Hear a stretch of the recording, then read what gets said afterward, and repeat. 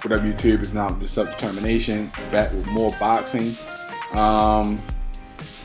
I'm going to pick up where I left off with Andre Ward.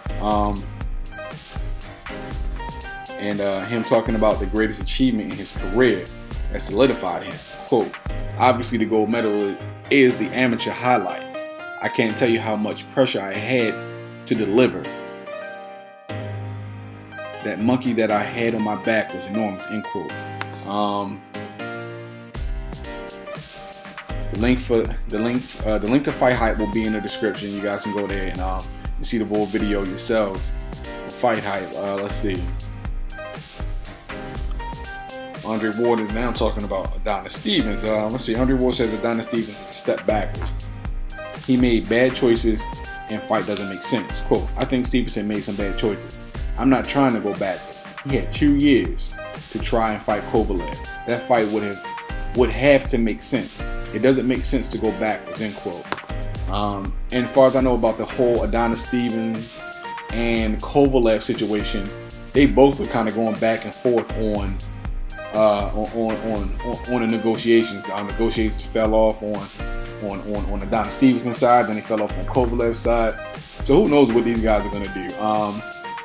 Who knows what's going to happen? But I guess it's apparent right now that Andre Ward isn't even considering Adonis Stevens, and he shouldn't because he has Kovalev to fight next. So he definitely shouldn't be looking past Kovalev, which I don't think he is. And if Adonis Stevens wants that fight, who knows who's going to win the next fight? I think Andre Ward will go into the fight, picking up from where he left off in the 12th round and make the proper adjustments. Let's see. Andre Ward claims Kovalev, quote unquote, getting rid of camp members, insists he doesn't have mentality to beat him. Quote, that's why he won't beat me. His whole career he's gotten the benefit of the doubt. That mentality that he needed to have when I got up, he didn't have it. That's why he won't beat me in the future fight. He's making excuses. I'm doing my homework. He's trying to get rid of them. End quote. So, I just want to say, is that his wife in the background? I just want to say, man, look, I never doubted for a second that Andre Ward was going to fight this kid, or that he was even afraid. I mean,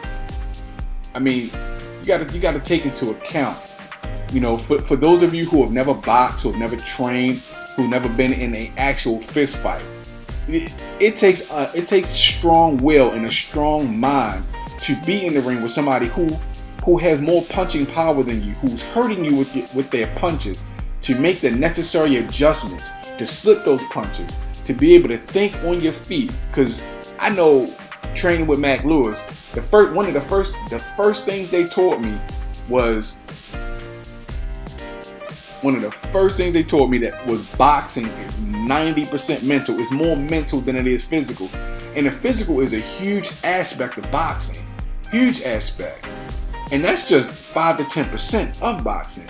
The rest of it is mental, because if you don't have that desire to win, that competitive spirit, that never die, that do or die mentality, that never die, never quit, never give up, mentality, you're going to be a horrible fighter.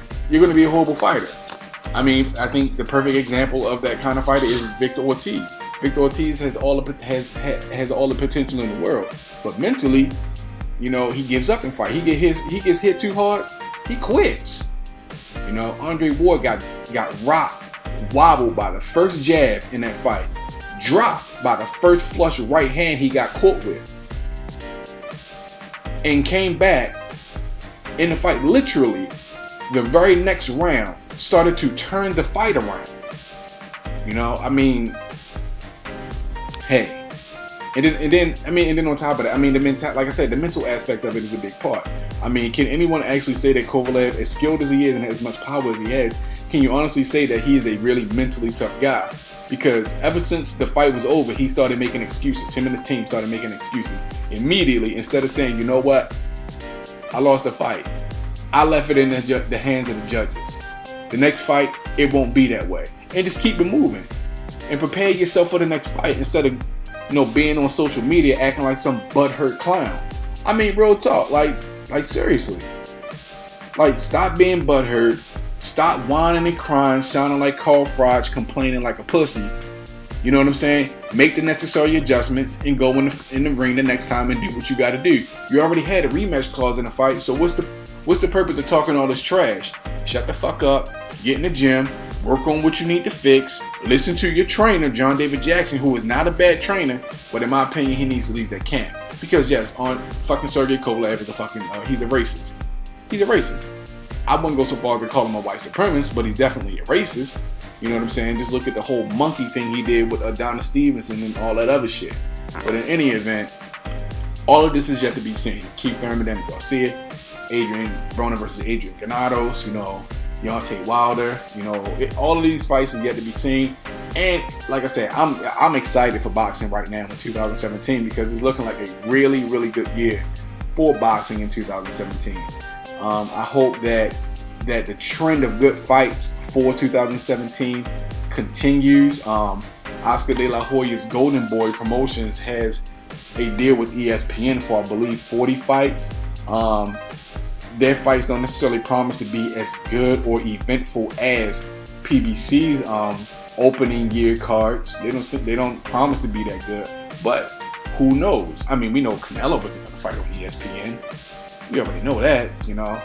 But in any event, he's trying to bring boxing back to prime time, which is kind of ironic because it's kind of the same thing he was suing Al Heyman for. You know, the whole the Muhammad Ali Act and everything, complaining about Bob Arum ruining boxing. But just quick question: how is Al Heyman ruining boxing when you're trying to follow his business model now? You're trying to follow his business model. You say Floyd Mayweather ruined boxing, but you're trying to guide Canelo's career in almost the same fashion that Floyd's career was directed, except for one difference. Floyd fought the majority of his fights off of their biggest wins. The majority of his opponents were coming off their biggest wins, or they were somebody who everybody in the boxing world thought posed an immediate threat to him, except Andre Berto, which was his last fight. Hey, if Manny Pacquiao can get a pass for fighting some motherfucker named Jeff Horn, Mayweather can get a pass for fighting Andre Berto. Andre Berto was a good fighter. The dude is skilled, he's athletic, he's talented. He may not necessarily do all the things that his skill would dictate he does in the ring, but I still believe Andre Berto was a good fighter, plain and simple. He may not be, you know, the upper echelon of fighter, but he's still a good fighter, and no average dude is going to walk in the ring and beat the brakes off of him. Man, what was it, the Soto Carras fight? I saw that fight. Man, he fought that fight with one arm, dog. One arm, he fought that fight and went 12 rounds with one arm.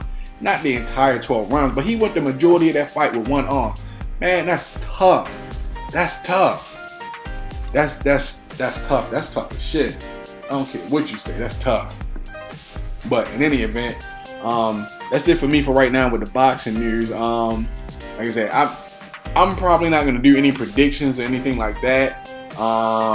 And if I do any breakdowns, I'm going to watch, I'll probably watch a few fights tonight, you know, in order to do breakdowns on some of the bigger fights that are coming up, to give my opinion on who I think may win.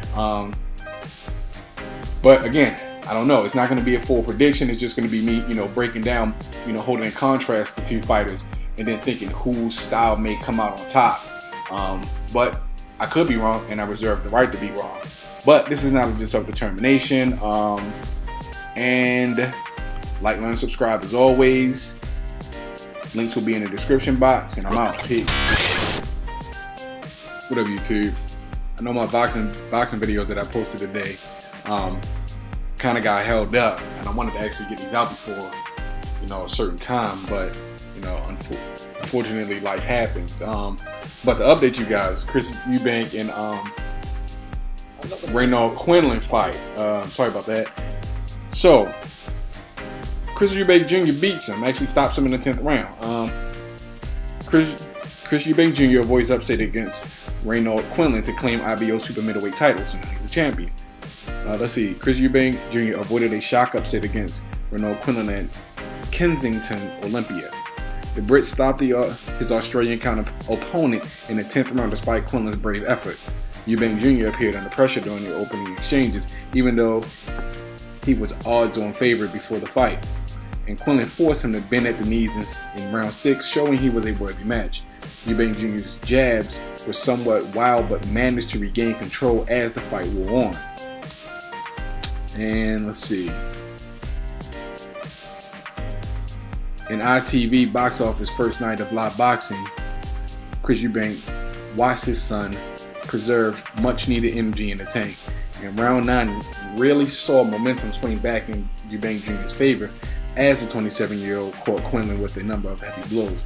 In the next round, referee Howard Foster decided enough was enough as Eubank Jr. was landing uppercuts from distance. The Hove-born fighter has now won 24 of his 25 fights and claimed the IBO super middleweight title. So there you have it. After victory, Eubank Jr. said, quote, "Now I am a world champion. I have my ticket to challenge the rest of the super middleweights. I'm coming for everybody. The gal, I want the rest of those teeth. Of course, I want Golovkin, Saunders. We have the platform. Let's get these fights. Let's get these fights going. I'm comfortable at both weights. I was in Dubai for 3 months. I was shadow boxing on yachts. I won everybody." End quote. So there you have it, guys. Chris Eubank Jr. won his fight. And like I said before, I didn't know much about Quinlan, and I didn't know if if he would pose that much of a challenge or threat to Chris Eubank Jr. But Chris Eubank Jr.'s athleticism and his natural given talent seemed to help him through in that fight. So congratulations to Chris Eubank Jr. He's a new IBO super middleweight champion, and let's see if he can get the Gennady Golovkin fight next. I mean, who knows? But it's not a self-determination, and I'm out. Peace.